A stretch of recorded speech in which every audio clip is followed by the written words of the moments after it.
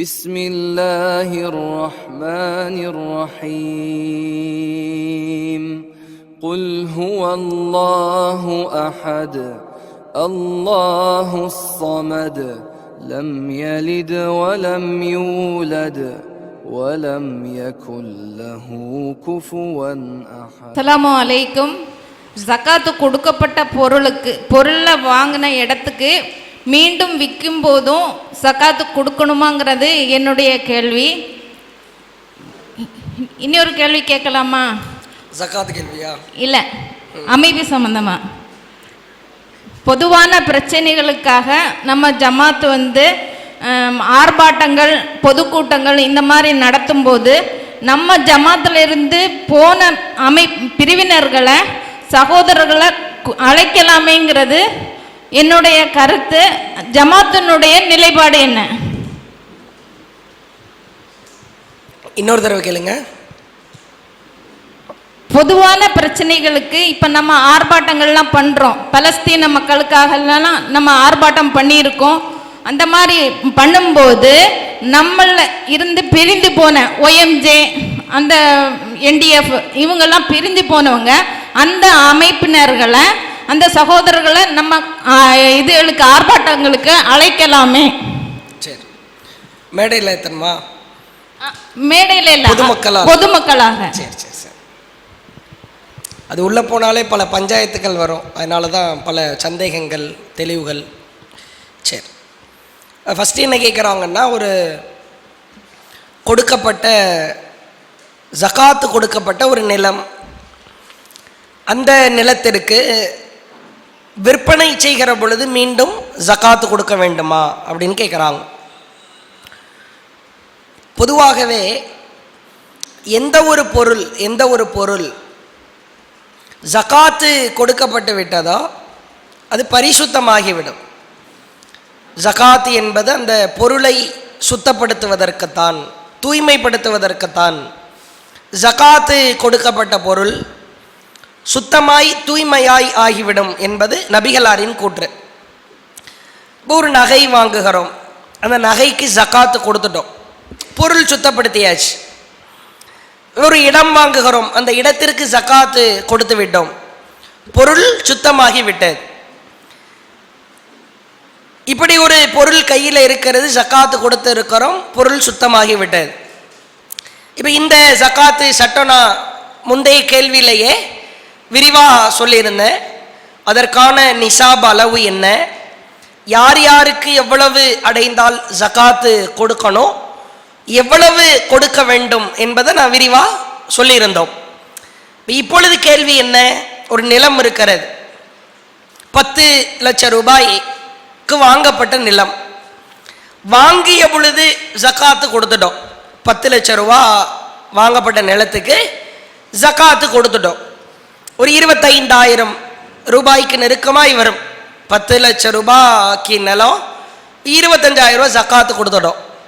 இப்போ ஒரு 4-5 ஆண்டுகள் ஆகிறது, நிலத்தை விற்பனை செய்ய போகிறோம். விற்பனை செய்கிற பொழுது அந்த நிலத்தினுடைய மதிப்பு ஏறி இருக்கும்.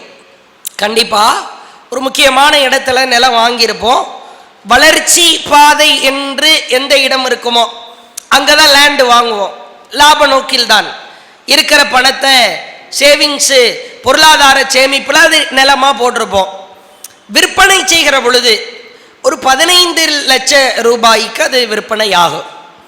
10 லட்சம் ரூபாய்க்கு ஏற்கனவே ஜகாத்து கொடுத்து விட்டோம்.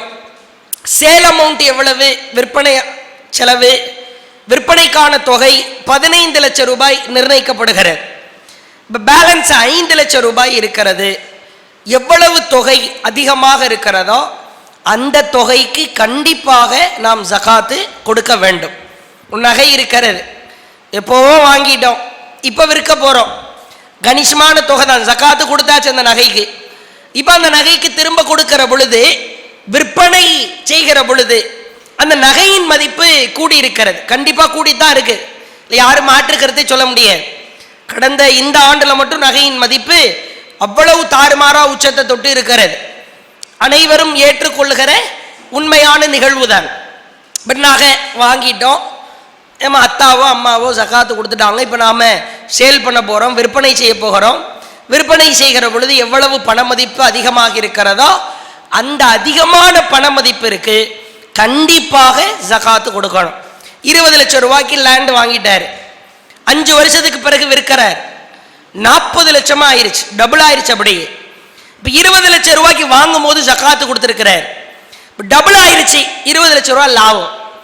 இந்த லாபத்தொகை 20 லட்சம் ரூபாய்க்கு கண்டிப்பாக அவர் ஜகாத்து கொடுக்க வேண்டும். இதுக்கு என்ன ஆதாரம், என்ன ப்ரூஃப்?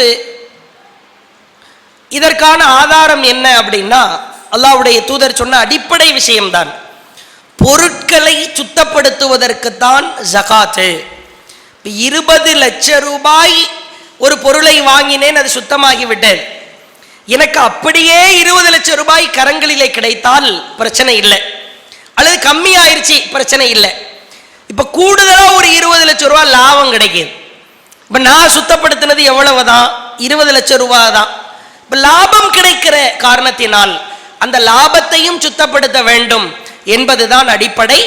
நிலத்தை வாங்குகிற பொழுது ஜகாத்து கொடுத்திருந்தாலும் விற்பனை செய்கிற பொழுது எவ்வளவு மதிப்பு உயர்ந்திருக்கிறதோ அந்த உயர்ந்திருக்கிற மதிப்பிற்கு மட்டும் ஜகாத்து கொடுத்தால் போதுமானது. சில பேர் தப்பா சொல்லுவாங்க கருத்தா, மொத்த தொகைக்கும் ஜகாத்து கொடுக்கணும். 20 லட்சம் ரூபாய்க்கு நிலம் வாங்கியிருக்கிறீங்களா, 25 லட்சம் ரூபாய்க்கு விற்பனை செய்றீங்களா, வாங்கும் போது 20 லட்சம் ரூபாய்க்கு ஜகாத்து கொடுத்திருந்தாலும் சேல் பண்ணும்போது 25 lakhs சேர்த்து தான் ஜகாத்து கொடுக்கணும்னு சொல்லுவாங்க. அது பிழையான கருத்து. கொடுத்த பொருளுக்கு ஜகாத்து கொடுக்க தேவை கிடையாது. எது கொடுக்கப்பட்டு விட்டதோ அதை மைனஸ் செய்து விட்டு கழித்து விட்டு மிச்சம் உள்ளதுக்கு கண்டிப்பா ஜகாத்து கொடுக்கணும். இது ஒரு விஷயம். ரெண்டாவது என்ன கேட்கிறாங்க, பல நபர்கள் கருத்து வேறுபாடின் காரணமாகவோ பிரச்சனைகளின் காரணமாகவோ ஜமாத்திலிருந்து பிரிந்து சென்றிருப்பார்கள், ஜமாத்திலிருந்து நீக்கவும் பட்டிருப்பாங்க. இந்த நீக்கப்பட்டவர்கள், பிரிந்து சென்றவர்கள், இவர்களை நாம் ஒரு பொதுவான நிகழ்ச்சிகளின் பொழுதோ பொதுவான ஆர்ப்பாட்டங்கள் போராட்டங்களின் பொழுதோ இவர்களுக்கு அழைப்பு விடுக்கலாமே, அதில் எதுவும் தவறு இருக்கிறதா, அல்லது அழைப்பு விடுக்கலாம் தானே அப்படின்னு கேட்குறாங்க. பொதுவாக ஒரே ஒரு அடிப்படை தான். ஜமாத்தை பொறுத்த வரைக்கும் எந்த ஒரு நபர் தவறு செய்கிறாரோ, நானே உங்கள் முன்னால் பேசி கொண்டிருக்கிறேன், அல்லாஹ் காப்பாற்ற வேண்டும். மனிதன் என்கிற அடிப்படையில் ஏதேனும் ஒரு தவறு செய்தால், அது ஏதேனும் ஒரு பாதிப்பு ஏற்பட்டால் ஜமாத்திலிருந்து ஓரங்கட்டப்படுவோம். ஜமாத்தினுடைய நிலை யாராக இருந்தாலும் சரிதான். ஒரு பரிசுத்தமான மனிதராய் வாழ வேண்டும் என்பதற்காக நம்மால் இயன்ற அளவிற்கு ஒரு பாரதூரமான தவறை செஞ்சிடக்கூடாது என்பதற்காக மார்க்க அடிப்படையில் வகுத்து வைத்திருக்கிற நியதி. ஜமாத்திலிருந்து நீக்கப்படுறாங்க அல்லது அவங்களாவே வெளியே போயிடுறாங்க. இல்லை சில பேர் ஒரு அமைப்பு என்ற ஒன்றை உருவாக்கி கொண்டு இன்றளவும் நீங்கள் பயன்படுத்துகிற சில பெயரில் இருப்பவர்கள் கூட இன்றளவும் கூட ஜமாத் தௌஹீது ஜமாத் என்றால் கடுமையான முறையில் வசைபாடுகிறார்கள். ஜமாத்தினுடைய நிர்வாகிகள் குறித்தும் அதில் அங்கம் வகிப்பவர்கள் அனைவரும் ஆட்டு மந்தைகள், மூளை இல்லாதவர்கள் என்கிற பாரதூரமான கருத்துக்களால் இன்றளவும் வசைபாடி கொண்டிருக்கிறார்கள். அப்படிப்பட்ட இயக்கத்தில் ஒருத்தன் போயிட்டு அங்கம் வகிக்கிறான். அப்படி அங்கம் வகிக்கிற பொழுது அப்படிப்பட்டவன் புரிந்திருக்கிறானா புரியாமல் இருக்கிறானா? சில பேரை எல்லாம் பார்க்கிறோம், ஜமாத்தில் மூத்த பல்லாண்டு காலம் பல வருடங்கள் ஜமாத்தின் அஸ்திவாரமாய் திகழ்ந்தார் என்றெல்லாம் பெருமையில் பீற்றல் பல வார்த்தைகளை போட்டாங்க. இவர் தான் தௌஹீதினுடைய அஸ்திவாரம் என்றெல்லாம் சொன்னார்கள். வெளியே போனதற்கு பிறகு அந்த அமைப்பை சார்ந்தவர்கள் அளவு கடந்து நடப்பதை பார்க்கிறோம். புரட்சி தலைவர் என்றெல்லாம் இமேஜ் வருகிறது. புரட்சி தலைவர் எதிரடா புரட்சியை ஏற்படுத்தினார்? தௌஹீதில் புரட்சி ஏற்படுத்தினார்.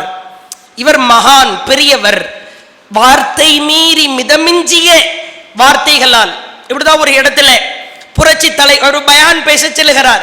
ஒரு உரை நிகழ்த்துவதற்காக செல்கிறார். பேனர் வச்சிட்டாங்களே, புரட்சி தலைவரே வருகன் அவர் போட்டோவோட. பிறகு சொல்லப்பட்டு பெரிய அளவு இஷ்யூ ஆகி அந்த பேனர் நீக்கப்பட்டதை எல்லாம் பார்க்கிறோம். இப்படி ஜமாத்தில் இருந்து வெளியேறியவர்கள், அவர்களுக்கென்று ஒரு கடிவாளம் இல்லை, எந்த மாதிரியான திருமணத்திலனாலும் போய் கலந்து கொள்ளலாம், எது போன்ற சபைகளில் வேண்டுமானாலும் அங்கம் வகிக்கலாம் என்கிற சிந்தனையில் இருக்கிறார்கள்.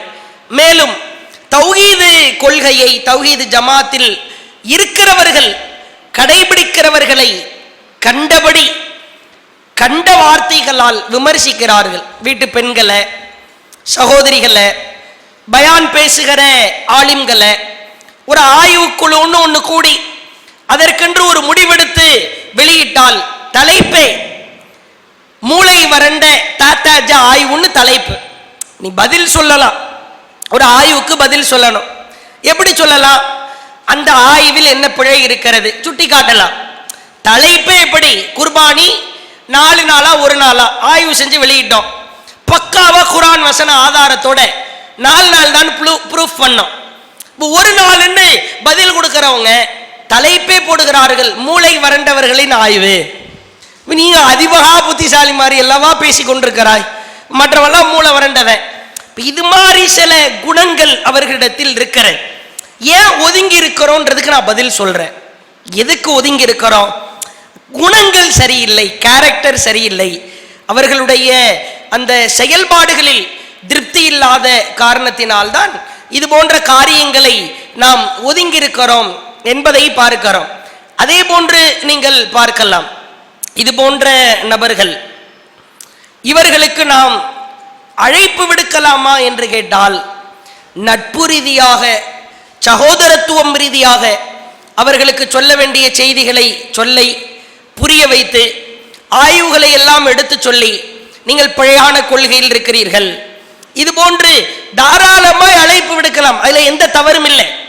தனிநபர் தாவா செய்றீங்க, காஃபிரா ஒருவர் இருக்கிறார், விக்கிரகத்தை வணங்கி கொண்டிருக்கிறார், போயிட்டு பிரச்சாரம் செய்யறோமா இல்லையா? இஸ்லாம் ஒரு இனிய மார்க்கம் என்று அழைப்பு விடுக்கிறோம் மாற்று மத சகோதரர்களுக்கு. நீ எப்படி விக்கிரகத்தை வணங்குபவருக்கு எப்படி நீ அழைப்பு விடுக்கலாம்? கேள்வி கேட்க முடியுமா? ஒரு யூத கொள்கையில் உள்ளவனுக்கு அழைப்பு விடுக்கிறோம், ஒரு கிறிஸ்தவ சிந்தனை கொண்டவருக்கு மார்க்கத்தை எடுத்து சொல்லி அழைப்பு விடுக்கிறோம். தனி நபராக அவர்களுக்கு சொல்ல வேண்டிய விஷயங்களை புரிய வைத்து தாராளமாய் நீங்கள் அழைப்பு விடுக்கலாம், தனிநபர் தாவா செய்யலாம். அதை ஜமாத்து தடுக்கவே இல்லை. ஒரு மாற்று ஜமாத்திலே இருக்கிறார், ஜமாத்திலே இருக்கிற பொழுது அவருக்கு அவர்கள் ஜமாத்தை சார்ந்தவர்கள் வெளியிட்ட ஆய்வு குறித்து புரிய வைக்கலாம். அல்லது ஒரு பொதுவான ஆர்ப்பாட்டம் நடத்துகிறோம், பொதுவான ஆர்ப்பாட்டம் வந்து கலந்துக்கங்க அழைப்பு விடுக்கலாம், தாராளமா செய்யலாம், தனி நபரா இருந்து செய்யலாம். ஒரு நிர்வாகம் அவர்களுக்கு போய் அழைப்பு விடுக்குமா என்று கேட்டால் அங்கு பல சிக்கல்கள் எழுகிறது. ஒரு நிர்வாகம் போய் அழைப்பு விடுத்தா என்ன ஆகும்? அவர்களுக்கு ஒரு விதமான உள்ளத்திலே வேறு வேறு சிந்தனை வரும். நம்ம கிட்ட வந்து நிர்வாகமே வந்து கெஞ்சுறாங்க, அப்ப நம்முடைய விஷயங்களை அவங்க ஏத்துக்கிறாங்க, அவங்க செஞ்ச தப்ப ஒப்புக்கிறாங்க அப்படின்ற மாதிரி திசை திரும்பி போயிடும். எல்லாரும் ஒரே சிந்தனையில் இருக்க மாட்டான்ல, எல்லோருமே சகோதரத்துவ சிந்தனையிலையும் அன்பை விதைக்கணும், ஆசையா இருக்கணும், பண்பா இருக்கணும்ன்ற சிந்தனையில எல்லாரும் இருப்பாங்களா?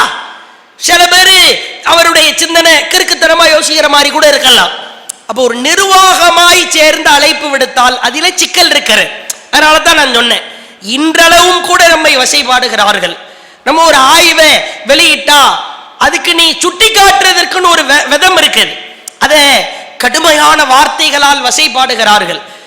எனவே நீங்க விரும்புறீங்களா, உங்க பக்கத்து வீட்டுக்காரங்க நம்ம ஜமாத்துல இருந்து பிரிஞ்சு போனவங்களா இருக்கிறாங்களா, குர்பானி சம்பந்தமான ஆய்வை படிங்க, அவங்கள்ட்ட அந்த ஆய்வின் பிழைகளை எடுத்து சொல்லுங்க, வாத பிரதிவாதம் பண்ணுங்க, தாராளமா செய்யலாம். இணை கற்பிக்கிற பள்ளிவாசல் எதுவா இருந்தாலும் தொலை போய்க்கலான்னு சட்டத்தை மாத்திட்டாங்களே. நம்ம ஜமாத்திலிருந்து வெளியே போனவங்க ஷிர்க் நடக்கிற பள்ளியில் தொழுது கொள்ளலாம், அது இங்க இருக்கிற எந்த பள்ளியும் குறிக்காது. அல்லாஹ்வுடைய குர்ஆன் வசனம் தமிழகத்தில் இருக்கிற, இந்தியாவில் இருக்கிற, வேர்ல்டுல இருக்கிற எந்த பள்ளியும் குறிக்காதுன்றாங்களே. இணை கற்பிக்கப்படுகிற, தர்காவை ஆதரிக்கிற, மௌலூத் ஓதுகிற எந்த பள்ளியா இருந்தாலும் போய் தொழுதுக்கங்கன்ட்டாங்க. இப்போ இவங்கள்ட்ட கூப்பிட்டு பேசுங்க, இங்க வாங்க, இணை கற்பிக்கிற பள்ளியில போய் தொழுதுகளான்னு சொல்றீங்கள, உங்களுக்கெல்லாம் ஏதோ மர்கஸ் இல்லாததுனால அப்படி சொல்றீங்களா, அல்லது தௌஹீத் ஜமாத் மர்கஸுக்குன்னு வரக்கூடாதுன்றதுக்காக சொல்றீங்களா, அல்லது உண்மையிலேயே மார்க்க புரிதலோடு சொல்றீங்களா?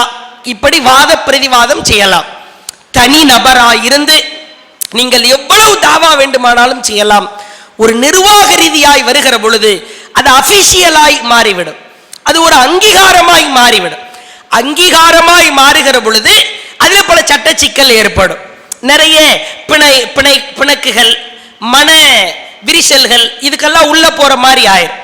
இப்பவும் சொல்றோம், தனி நபரா நீங்க ஒரு ஆர்ப்பாட்டத்துக்கு அழைக்கணும்னு நினைக்கிறீங்களா, தாராளமா கூப்பிடுங்க.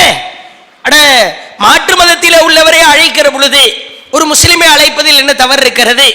இது மாதிரியான நிகழ்வுகள் தனிநபராய் நடக்கிற பொழுது அழைத்துக் கொள்ளலாம் என்பதை இந்த கேள்விக்கு பதிலாக சொல்லுகிறோம்.